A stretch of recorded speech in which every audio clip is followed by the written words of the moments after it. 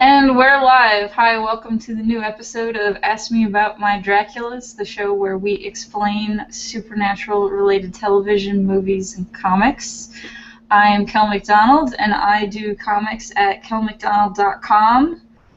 I'm Kara Leopard, and I draw a webcomic called TS14, and you can find it at ts14comic.tumblr.com. And I'm Lauren Davis, and I write for io9.com.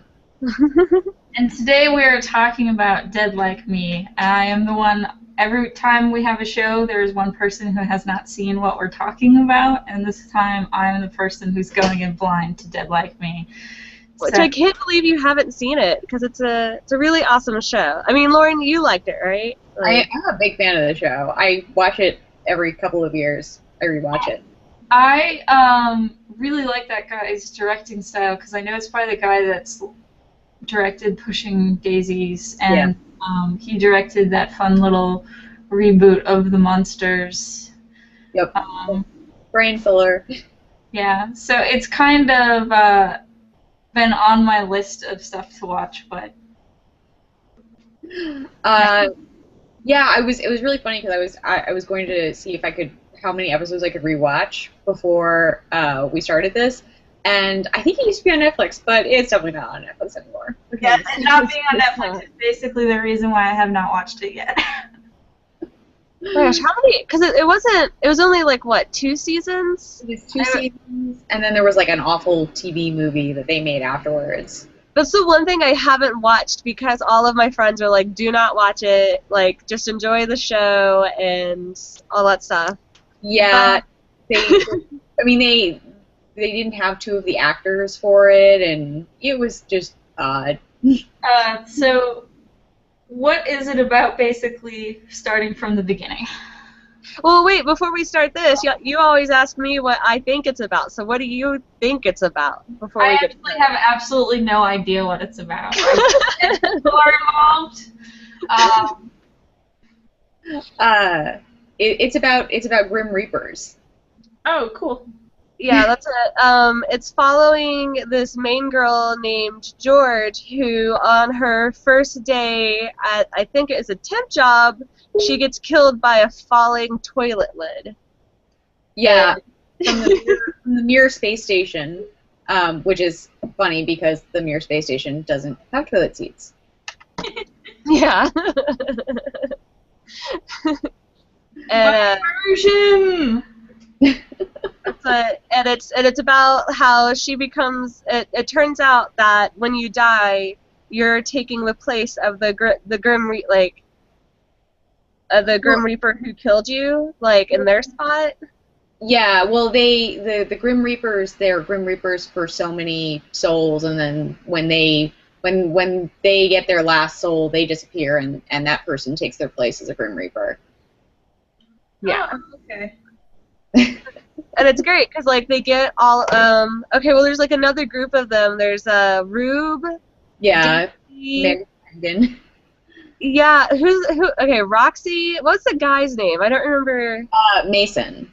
Mason. And there's like a group of them, but Rube is the leader, and they get all of their names of who they need to kill and what time on sticky notes. Well, they're not killing them, and they get the first initial and the last name and the time and place where they're going to die, and they have to snatch the person's soul before they die. Preferably, or else it's horrible. Yeah, because the group of Reapers that we follow, they handle all the really violent deaths, like the murders and the suicides and the really horrible accidents that are always really entertaining to watch. Because they're needlessly complicated. Where was I? They get that, and then they get that information, and they have to go and get the soul of the person who's about to die before they die. That sounds like in line with what Brian Fuller usually does. He has a very morbid sense of humor, but always really cute or sweet somehow. So the girl that we're following, George, she's 18. She's never done anything. She just dropped out of college, and she doesn't have any friends. The whole idea is that like her afterlife is her coming of age, and we have like cutesy little family dynamics and really entertaining deaths. So it's mostly episodic. Yes, mostly episodic. But you do learn a lot about, like, the other Reapers that she works with and, like, their history. And then it does follow a little bit of her family and how her family's dealing with her death, which I thought was really interesting, because I thought that, like, after she died, like, we would only ever see, like, them being Reapers. But then it was Right. like, oh, no, there's the people living after her. And I'm like, oh. Right, and learning how to adjust with their grief, and her sister starts stealing toilet seats as a form of protest, I guess. Yeah. That's what... That's okay. How are you going to deal with grief? Well, I think her sister was, like, pretty young. I don't know if they ever said how old she was, but she was, like, a younger sister. Yeah, she was a younger sister and not kind of an awkward child. Nobody really pays attention to her. Yeah. Her dad's having an affair. He's a college professor, and he's having an affair with one of his students. And then the mom... Is that a new development? Like, my kid died, so now I'm going to go sleep around? Or has he always been sleeping around? I think the implication is he's always been sleeping around. But that, yeah, I don't know. It was definitely revealed at one point during the series that he's having an affair. Yeah. And then I think in the second season, the mom and dad get divorced. Yeah. And the younger sister gets put in therapy. Yes. Well, if you're going around stealing toilet seats, therapy's probably a good idea.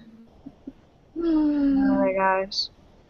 There's I think, okay, Rube, who's played by Mandy Patinkin, is that how you say his name?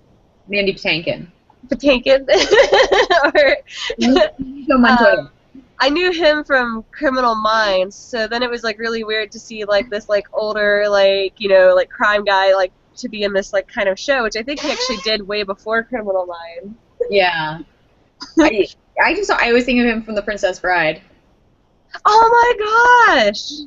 Oh, so it's Indigo Montoya. Yeah, it's Inigo Montoya from The Princess It's Bride. Indigo Montoya! Oh my god!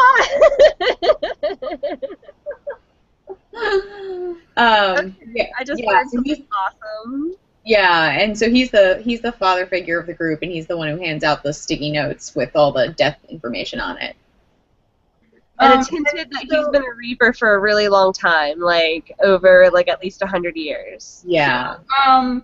The sticky notes, do they magically appear, or does he, like, somehow get a message and then write them down, or... It's revealed at one point that he gets, like, some shadowy figure drops information off at his door. Okay. But he has to buy sticky notes. Yeah. He does the sticky note thing. With real money, or is there a death currency? No, that's the thing, is that the Grim Reapers, after they die, they get new corporeal bodies, and but they don't get paid for being Grim Reapers, so they have to find other ways to get money. So George is still working at a temp agency, even though she's dead now because she needs money. Yeah, and Roxy is a cop, and Mason is a thief and a drug dealer. Yeah. Did Daisy do anything? Because I know she was always talking about how she used to act before she died. Right. She was an actress. I think at some point, was she a fake psychic at some point? I don't know. Oh yeah, she did a lot of stuff like that. Yeah, she was a little conning. I think that's what she cons people.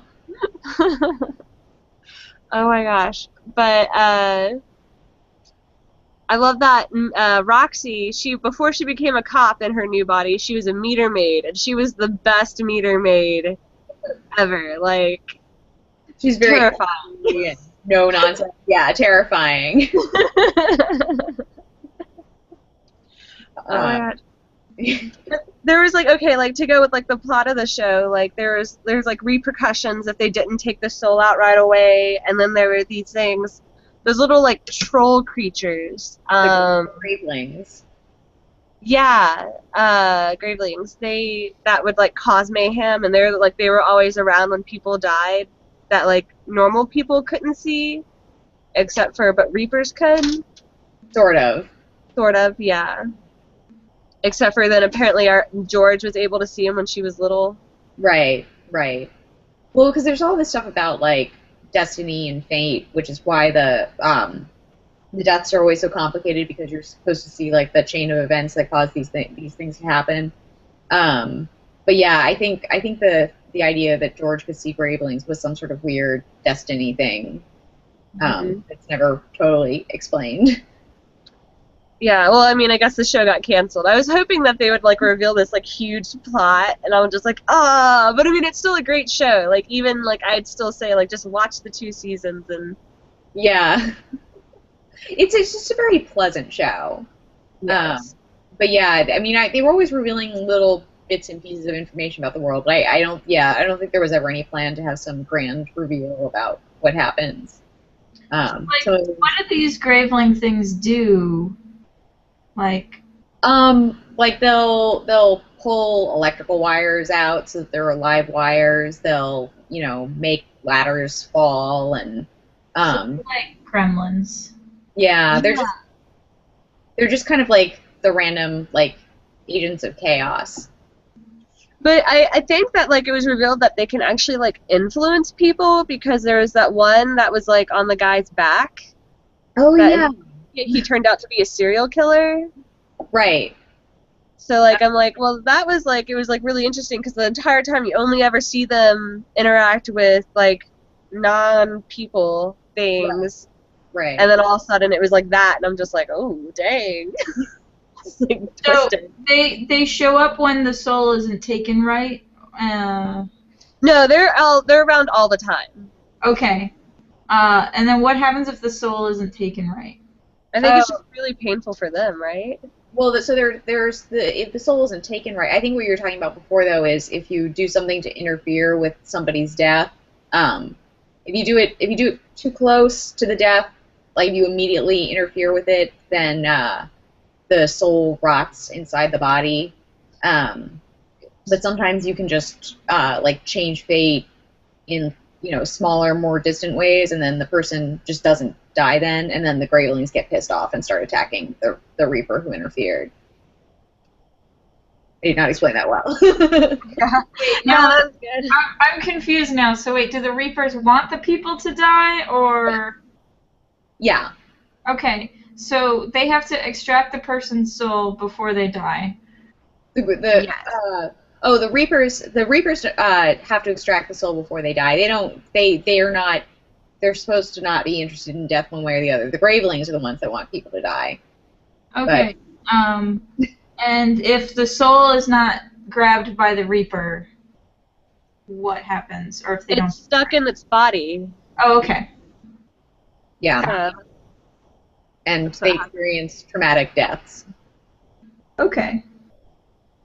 And then the gremlin things are just killing everybody.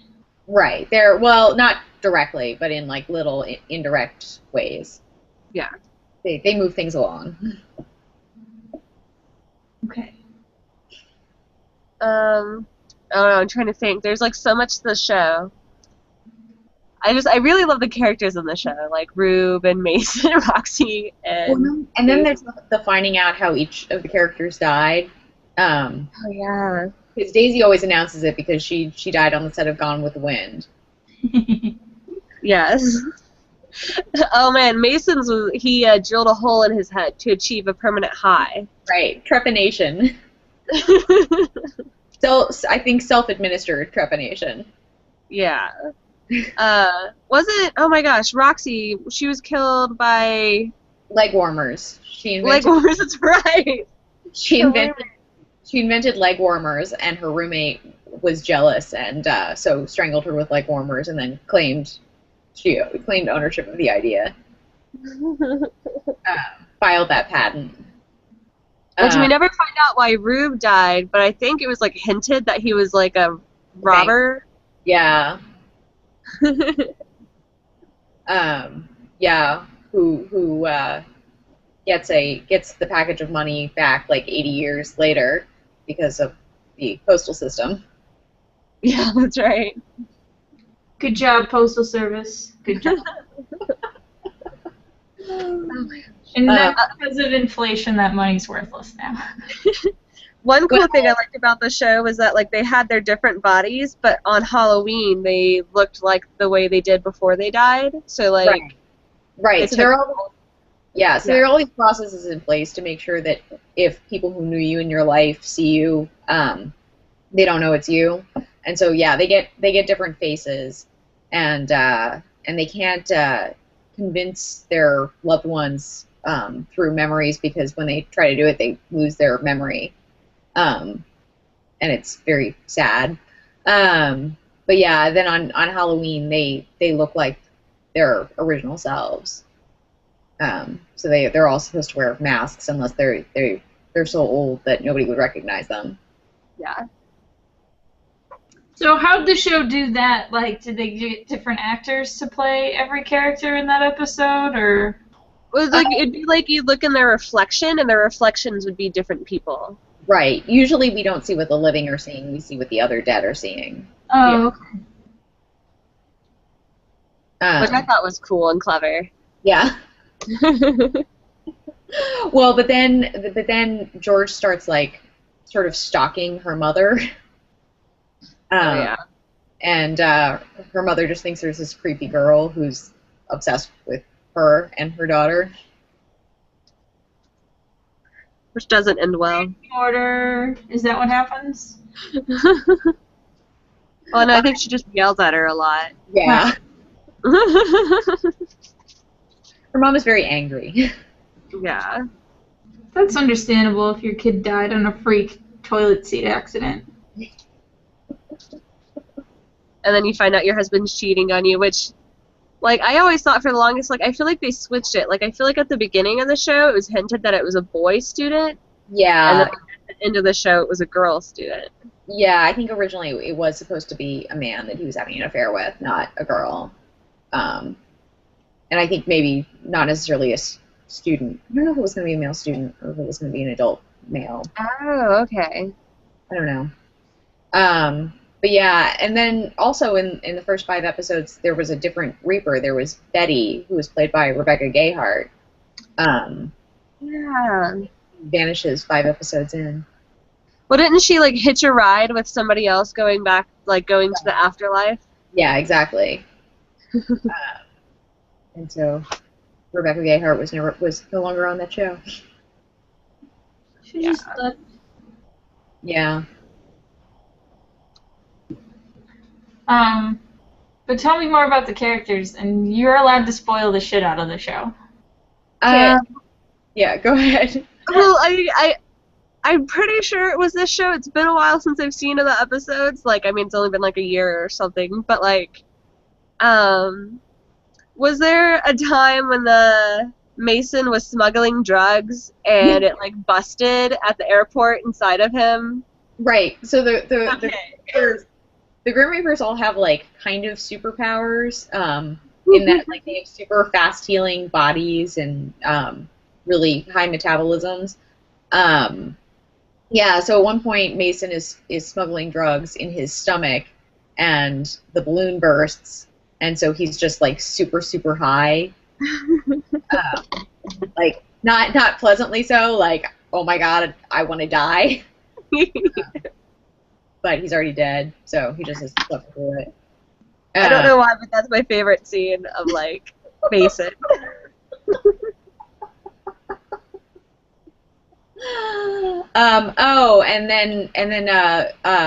George was working at a temp agency called Happy Times with Dolores Herbig, as in her big brown eyes, who is just, like, needlessly chipper about everything and super motivated, and, like, is always telling people to smile and buck up.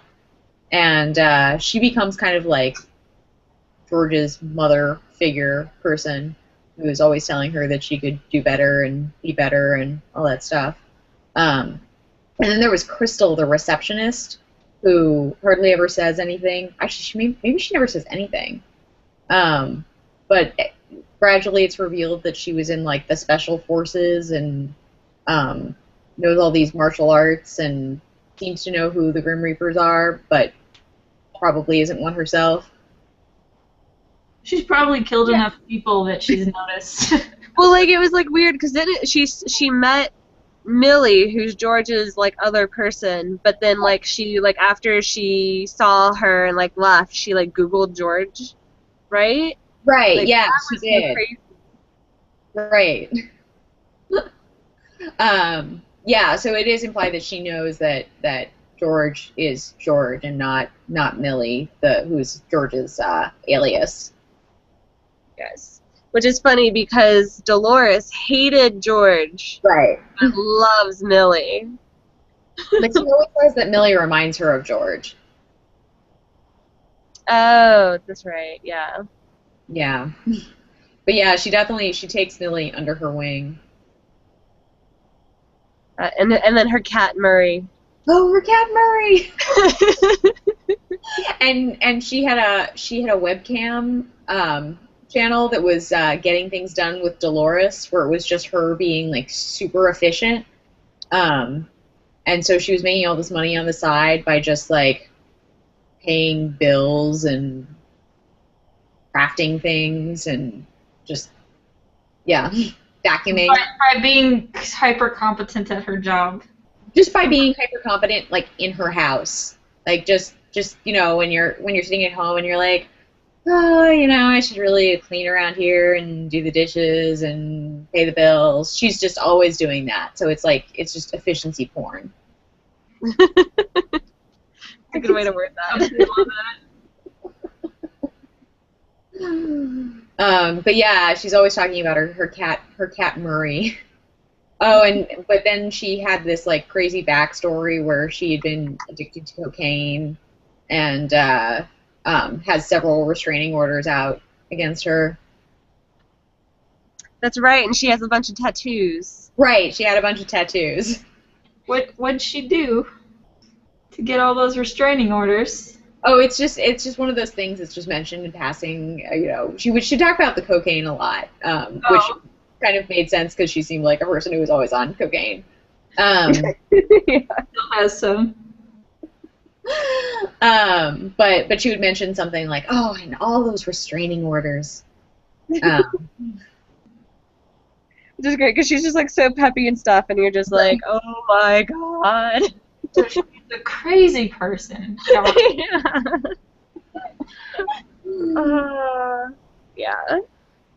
I feel like the most like down to earth person though is Roxy. Yeah, Roxy is pretty awesome. And that's the cop? That's the cop. Yeah, who's played by Jasmine Guy from A Different World. Oh, she was also in Vampire Diaries. Oh yeah, I guess I do remember that. She's great in Vampire Diaries. I haven't seen that show in a while. But yeah, and she's definitely like she's very like no nonsense and but at the same time she's a lot of fun and she's one of those people who usually is very orderly, but she'll break the rules in the right situation. Yeah. But yeah, she tends to hate everybody except for Rube and maybe George. Sounds like my kind of character. She'd probably be your favorite.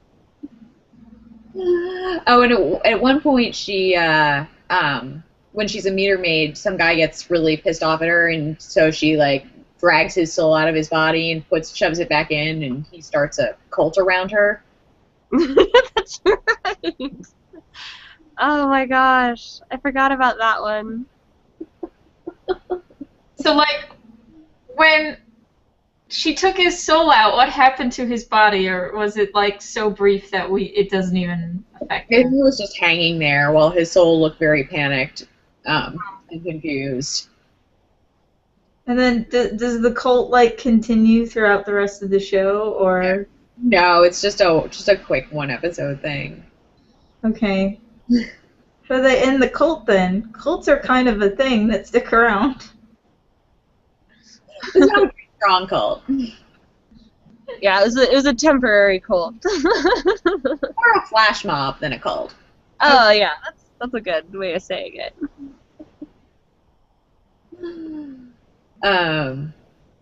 yeah, but eventually she becomes a cop. Oh, and Daisy starts dating that really abusive reality show guy, Oh, Ray, yeah.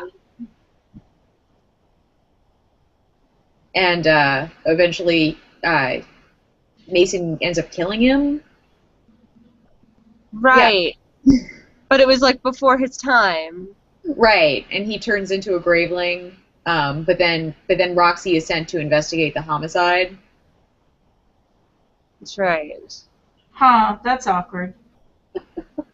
Yeah, he turns into like a graveling and like he stalks like Daisy's house. So that's where all Gravelings come from. They're just people who died before their time.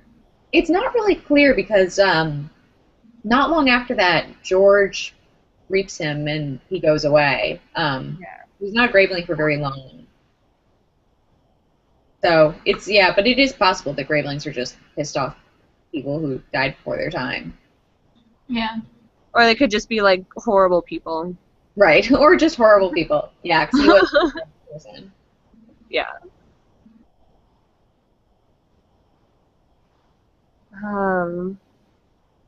Gosh, I wish that show lasted longer. That seems to be Brian Fuller's curse, that all his shows don't only get to 2 seasons. Though, But he left it. He left it like early Yeah. because of creative differences. So I think I'm glad it ended with and it didn't continue without him. He did end up leaving the show. Um, yeah, I don't know what's going on there, but yeah, because I remember, and he did Wonder Falls, which lasted all of 4 episodes. and now Hannibal's breaking that streak. Right. Exactly. Yeah, I'm trying to think. It's just like yeah, it's just one of those shows where a lot of the humor sort of comes from getting to know the characters over time. Oh, well, and also the absurdity of their patterns. Like they meet each morning at Der Waffle House. Yes. Like they're never seen eating anywhere except for Der Waffle House. Where there's a waitress, Tiffany, who always takes their orders, and she seems to be really good at ignoring whatever they're saying. Intentionally or just like No, is she intentionally ignoring what they're saying, or is it just she? I think it just doesn't occur to her to listen to what they're saying. Yeah. It's probably a little bit of both. Like she doesn't care and Maybe they have magical, you can't hear our Reaper conversation powers. He always steps in at the most potentially awkward moment. Yeah. Do you guys both have a favorite episode since it's more episodic? That's a good question. I don't know. I don't remember what episode it was, but I really like the episode where she goes and finds out about her little sister stealing the toilet seats and follows her into the woods and stuff like that. I think that's one of the ones that stuck with me. Yeah. Yeah, I do like that she sort of gets to be like a phantom big sister to her little sister. Yeah, I don't know. I liked the one. There was the one where they had to break into Happy Times and do data entry. Yeah. Why they need to do that? There are all these mysterious bureaucratic things about the afterlife, and the part of the fun is that they're sort of presented as being really matter of fact, but at the same time you never really get a sense of how any of this works. And so at some point, Rube gets really behind on paperwork, and they have to catalog all of these last thoughts of people. But Rube doesn't use a computer, and so they decide to get it done quickly. They're going to break into Happy Time and use the computers at Happy Time to log all the paperwork. Does he not use a computer because he's old and doesn't know how they work, or? He doesn't use a computer because he thinks that computer keyboards are flimsy and not as good at taking abuse as typewriter keypads. Such an old man. Yeah. So they're like, answer is that yes, he is old. well, yeah. So, but the idea is like you have the like, oh, he's old cliche, but it's like not. It's like weirder than that. Yeah. Like he has like a very distinct reason for disliking computers, and it's very specific, and also kind of bullshit. Yeah. Oh, and it He might be thoroughly abusing his typewriter, so maybe he would destroy a computer keyboard. Oh, and at one point we find out that Rube's daughter is still alive. Yeah. Rose? Rose, yeah, and he goes to visit her in the home or in hospice or something where like he's there when she dies. Mm-hmm. It's sad. That was a good one, too. Does he get to say hi to her Reaper? I think it was the Reaper is somebody that he knows. There's like a woman who works in the hospice, and she's the Reaper for the hospice, which makes sense. It makes sense, yeah. If the Reapers need jobs, and then some of them probably work at nursing homes. Right. Oh, yeah.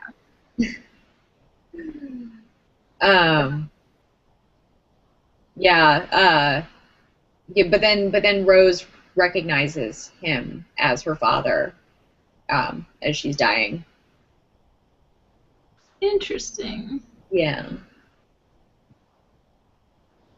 There are all these little moments where the rules get kind of fuzzy, and on purpose. They get fuzzy on purpose for deliberate storytelling reasons.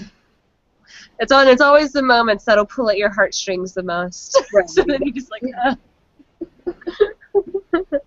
So you say they lose their memory if they try to convince an old family member or someone they knew that they're who they are? Is there like examples of that with the main character? Yeah, so at one point George goes to her parents' home, and she has this brilliant idea that she's going to remind her mother of this one time, I don't know, baking cookies or something. And when her mother opens the door, she quickly tries to get it out, but then she just nothing comes out of her mouth, and her mother just like tells her to get away and stop being creepy. And it turns out that George lost that specific memory of that moment. And so it's not that she forgets who she is; it's that Right. memory is gone because Right. she's going to use it. yeah, she loses a specific memory. Does she remember remembering it, or like is she just doomed to continue repeating this over and over again? No, she remembers forgetting it. Like she remembers that there is something that's missing. Okay. Because that would be even sadder if there was no way to like let her know that that's a no-no and that was what was happening. Yeah, no, that would be awful. This is learning moments, not quite that despair filled. yeah. Oh man, I don't think I would have been able to handle the show if it was like that. Oh man. Everywhere. Yeah, that would be awful. I know there's one moment where George and Daisy become roommates, Oh and yeah. that's hilarious. Because they're just totally different people. Because George is very much like, I feel like she's just like very withdrawn from like people Right. things, and so it's like really obvious where Daisy like really cares about how people like interpret her. Right. Well, and part of it is She's that the Gone with the Wind person, right? right, Yeah. right. She was blowing some guy under the craft service table, I guess. Yeah. Fire on the set. Yeah, she's always talking about which famous actors of the era she blew. But yeah, the part of the thing is that like George throughout the show is going through all the life events that she didn't go through when she was alive, and so Daisy is like her first best friend. Huh. Now that you guys are telling me stuff about the show, I think I might have seen one episode because I remember someone getting strangled with a leg warmer. And we're assuming that's the only time that's ever happened? And then there was someone who was conning people with seances. So. Yeah. That was probably the same show. Yeah.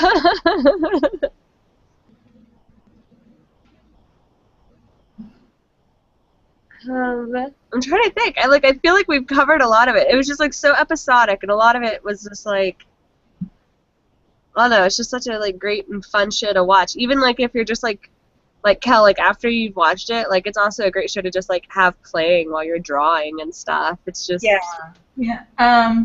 So tell me about the bad TV movie. Oh, I didn't see that, so. Yeah, the bad TV movie, I barely even remember it. I saw it once and it was a while ago. But yeah, so they couldn't get the actress who played Daisy back, so they cast an entirely different woman, which was very strange.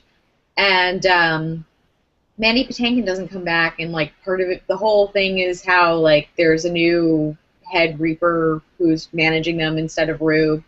But he's really terrible, and that's really all that I remember, except that I think that eventually George's mother and sister decided that they were going to move away from their town and start over again. But yeah, I really do not remember that awful movie well. I think I may have blocked it from my brain. Yeah.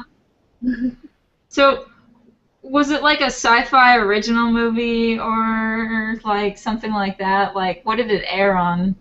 Well, the show I think was on Showtime, so it probably aired on Showtime. Oh, okay. Yeah, it was very strange. I'm actually at a loss to think of plot arcs from it. Also, it's just like I feel like everything was just so fluid that it was great. Yeah. I mean, that was sort of that was the thing.